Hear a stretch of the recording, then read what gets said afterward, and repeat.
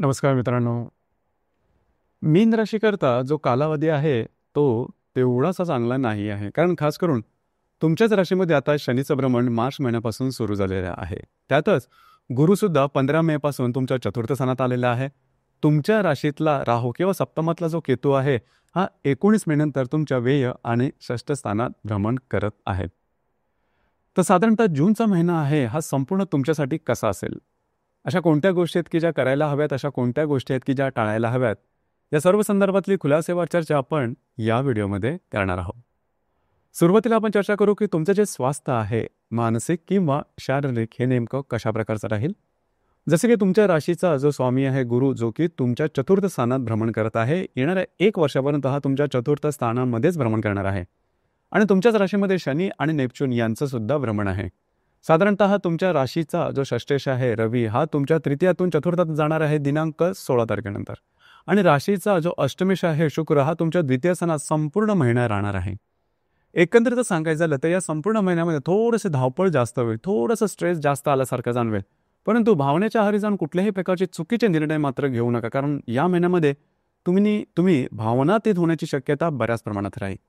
याचप्रमाणे लागणं, कापणं, खरचडणं अशा प्रकारच्या शारीरिक दुखापतीचे प्रसंग सुद्धा येऊ शकतील. या संदर्भात काळजी घ्या. षष्ठातला जो मंगळ नेपच्यून आहे, हे अशा गोष्टींसाठी जास्त प्रोन आहेत. जवळजवळ येणारा 1.5 महिन्यापर्यंत तुम्हाला या संदर्भात काळजी घेणं अत्यंत गरजेचं राहील शारीरिकतेच्या संदर्भात. यानंतर आपण चर्चा करू की तुमचं जे आर्थिक स्थैर्य आहे, हे नेमकं कशा प्रकारचं राहील. जसं की तुमच्या राशीचा सगळ्यात महत्त्वपूर्ण ग्रह जो आहे मंगळ, जो की तुमचा भाग्यश आहे, धनेश आहे, हा तुमच्या पंचमात भ्रमण करत होता. दिनांक 7 तारखेनंतर हा तुमच्या षष्ठात भ्रमण करणार आहे. राशीच्या पंचमामध्ये बुधाचं भ्रमण असणाऱ्या दिनांक 28 तारखेनंतर राशीचा जो अष्टमेश आहे शुक्र, हा तुमच्या द्वितीय स्थानामध्ये भ्रमण करतो. ही चांगली गोष्ट आहे. आणि राशीचा जो लाभेश आहे शनी, हा तुमच्याच राशीमध्ये भ्रमण करत आहे. तर एकंदरीत सांगायचं झालं तर या संपूर्ण महिन्यामध्ये आर्थिक संदर्भात फार मोठे तोटे किंवा फार मोठे त्रास तुम्हाला सहन करावे लागणार नाही, जी की चांगली गोष्ट आहे. मात्र खर्चावरती थोडंसं नियंत्रण ठेवा, कारण तुमची जी रास आहे थोडीशी भावनातीत आहे. कधी कधी भावनेला जास्त महत्त्व दिलं जातं आणि भावनेच्या आरी जाऊन चुकीचे व्यवहार करणं, चुकीचे खर्च होणं, अशा प्रकारचे अनुभव तुम्हाला या महिन्यात येऊ शकतील. खास करून द्वितीय स्थानात भ्रमण करणारा जो शुक्र आहे, हा खर्च तुमच्याकडून जास्त करू शकतो आणि लॅविश लाईफस्टाईलकडे त्या संदर्भात थोडंसं लक्ष देणं गरजेचं राहील. विनाकारण खर्च होण्याची शक्यता जास्त प्रमाणात राहील. या संदर्भात काळजी घेणं गरजेचं राहील. याचप्रमाणे जर का तुम्ही शेअर मार्केटमध्ये ट्रेड करत असाल तर या महिन्यामध्ये मोठी रिस्क घेऊन ट्रेड करू नका. जर का तुम्हाला ट्रेड करायचेच असेल तर लॉंग टर्ममध्ये तुम्ही ट्रेड करू शकता. ही गोष्ट थोडी महत्त्वपूर्ण राहील. गृहसौख्याबद्दल सांगायचं झालं तर राशीचा जो चतुर्थेश आहे बुध, हा या महिन्याच्या बराच कालावधीपर्यंत जवळजवळ 7 तारखेपासून 27-28 तारखेपर्यंत हा तुमच्या चतुर्थ स्थानामध्येच भ्रमण करणार आहे. तुमच्या चतुर्थात गुरुसुद्धा भ्रमण करत आहे आणि तिथेच रवीसुद्धा 17 तारखेनंतर येणार आहे. तर एकंदरीत सांगायचं झालं तर घरातल्या व्यक्तींबरोबरचे नातेसंबंध सुधारतील. घरातल्या व्यक्तींबरोबरचं इंटरॅक्शन चांगलं राहील. वास्तूच्या संदर्भातली महत्त्वपूर्ण कामं तुम्ही या महिन्यामध्ये हाती घेऊ शकता. म्हणजे वास्तू विकणं, नवीन घेणं किंवा त्या वास्तूच्या संदर्भात नाही उपाय वगैरे करणं, हे जे काम आहे ते तुम्ही या महिन्यात हाती घेऊ शकता. एकंदरीत घरातलं जे वातावरण आहे ते बरंचसं पूरक राहील. काळजी करू नका. लव्ह लाईफबद्दल सांगायचं झालं तर हा प्रांत थोडासा महत्त्वपूर्ण आहे किंवा डेलिकेट आहे, कारण गेल्या साधारण 4-5 महिन्यापासून गोष्टी तुमच्या मनाप्रमाणे होत नाही आहेत. तुमच्या दोघांमध्ये म्हणजे तुम्ही आणि तुमच्या रिलेशनशिपमध्ये असणाऱ्या व्यक्तीबरोबर वादविवाद होणं, गोष्टी चुकीच्या होणं, मतभेद, वैचित्र अशा प्रकारचे काही अनुभव घेतले असेल का? कधी कधी गोष्टी अगदी ब्रेकअपपर्यंत सुद्धा पोहोचलेल्या असतील. काळजी करू नका. या महिन्याच्या पहिल्या आठवड्यानंतर यामध्ये बऱ्याच प्रमाणात तुम्हाला सुधारणा दिसून येईल. गोष्टी तुमच्या दोघांसाठी बऱ्याचशा फेवरेबल जातील. काळजी करू नका. ज्या गर्भवती महिला आहेत त्यांच्याकरता सुद्धा हा कालावधी बराचसा चांगला राहील. फक्त तुम्हाला स्वतःच्या आरोग्याच्या संदर्भात छोटे मोठे त्रास होणार आहेत, त्या संदर्भात काळजी घ्या. याचा फारसा मोठा परिणाम तुमच्या आरोग्यावरती होणार नाही. काळजी करू नका. याचप्रमाणे जे विद्यार्थी वर्ग आहे त्यांच्यासाठी मात्र नेहमीपेक्षा तुम्हाला जास्त एफर्ट द्यावे लागतील. फक्त आणि फक्त नशिबावरती विसंबून राहू नका. तुमचे प्रयत्न महत्त्वपूर्ण राहतील. कधी कधी असं सुद्धा वाटेल की आपण प्रयत्न तर भरपूर केले होते, परंतु अपेक्षेप्रमाणे यश मिळताना कठीण होऊन बसलं. काळजी करू नका. गोष्टी तुमच्या प्रमाणे होतील. फक्त तुम्हाला एफर्ट मात्र 200% द्यावे लागतील. यानंतर आपण चर्चा करू वैवाहिक जीवनाबद्दल. तुमच्या राशीचा जो सप्तमेश आहे बुध, हा तुमच्या चतुर्थ स्थानात बराच कालावधीकरता भ्रमण करणार आहे. तर तुमच्यामध्ये आणि तुमच्या जे वैवाहिक जोडीदार आहे त्यांच्याबद्दल नातेसंबंध बऱ्याच प्रमाणात चांगले राहतील. वैवाहिक जोडीदाराच्या थोडंसं आरोग्याकडे लक्ष द्या. बाकी तुमच्या दोघांमध्ये नातेसंबंध व्यवस्थित किंवा सुमधुर अशा प्रकारचे दिसून येतील. याचप्रमाणे राशीचा जो कर्मेश आहे गुरु हा तुमच्या दशम स्थानामध्ये भ्रमण करत आहे. इथे सुद्धा फारशी काही काळजी करू नका. घरातल्या तुमच्या जे काही तुमचं कार्यक्षेत्र असेल त्या संदर्भातल्या गोष्टी काही टोकाच्या होणार नाहीत. त्या ठिकाणचे सहकर्मी किंवा वर्ष यांच्याबरोबर तुमचे नातेसंबंध नॉर्मल राहतील. तर एकंदरीत सांगायचं झालं तर या संपूर्ण महिन्यामध्ये गोष्टी ज्या घडायला हव्यात किंवा तुमची जी अपेक्षा असेल त्याप्रमाणे तेवढ्या पूर्ण प्रमाणात होणार नाही.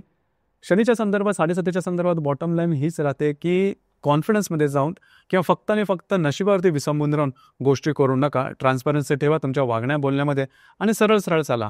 आउट ऑफ द वे जाऊन गोष्टी करू नका. कधी कधी आपल्याला एखादे चूक किंवा एखादा तोटा भरून काढण्यासाठी आपण थोडी मोठी रिस्क घेतो आणि ती मोठी रिस्क तुमच्या अंगलटी येणार, यामध्ये गुंता तयार होईल आणि त्याचा परिणाम तुम्हाला पुढे येणारा 2.5-3 वर्षापर्यंत भोगावा लागू शकतो. या बाबतीत काळजी घेणं गरजेचं राहील. थोडीशी मेहनत करा, सरळ सरळ राहा, गोष्टी तुमच्या फेवरमध्ये होतील, हळूहळू होतील. याचप्रमाणे दिनांक 9 तारखेला आपण जर थोडंसं ग्रहयोगांबद्दल चर्चा करू. दिनांक 9 तारखेला शनी आणि नेपच्यून जो की तुमच्याच राशीमध्ये भ्रमण करतो आहे, याचा केंद्रयोग होणार आहे तुमच्या चतुर्थात भ्रमण करणाऱ्या बुधाबरोबर.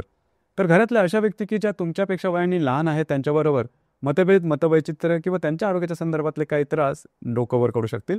याचप्रमाणे दिनांक 15 तारखेला हर्षल आणि मंगळाचा केंद्रयोग सुद्धा होणार आहे. हर्षल जो की तुमच्या तृतीयात भ्रमण करतो, याबरोबर तुमच्या षष्ठात भ्रमण करणारा जो मंगळ आहे हा केंद्रयोग होणार आहे. हा केंद्रयोग थोडासा महत्त्वपूर्ण राहील. शारीरिक दुखापतीच्या संदर्भातले काही त्रास या दरम्यान डोकं वर करू शकतील. ऑफिस पॉलिटिक्स सारखे सुद्धा काही गोष्टी समोर येऊ शकतील. या संदर्भात सतर्क राहणं गरजेचं राहील. दिनांक 23 तारखेला नेपच्यून आणि रवीचा केंद्रयोग होणार आहे.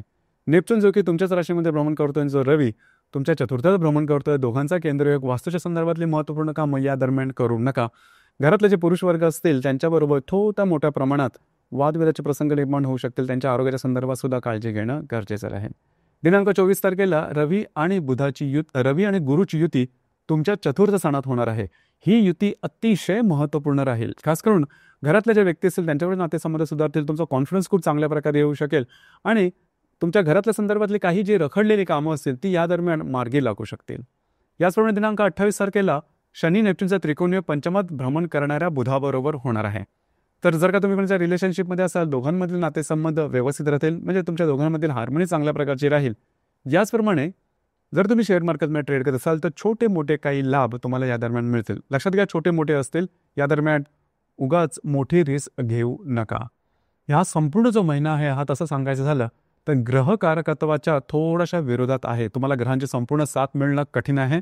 थोडंसं ट्रान्सपरंट राहा. मौनम सर्वार्थ साधनम ह्या सुभाषिताचा वापर करा तुमच्या प्रत्यक्ष जीवनात. तुमच्या आचार आणि विचारात गोष्ट खूप महत्त्वपूर्ण आहे. विनाकारण विनासाय कुठलीही मोठी रिस्क घेऊ नका. भावनेच्या हिंदोळ्यावरती राहू नका. तुमची जी रास आहे ही बरीचशी भावनिक आहे. तर याचप्रमाणे या महिन्यातली जी पौर्णिमा आहे ही असणार आहे दिनांक 11 तारखेला आणि जी अमावस्या आहे ती असणार आहे दिनांक 25 तारखेला.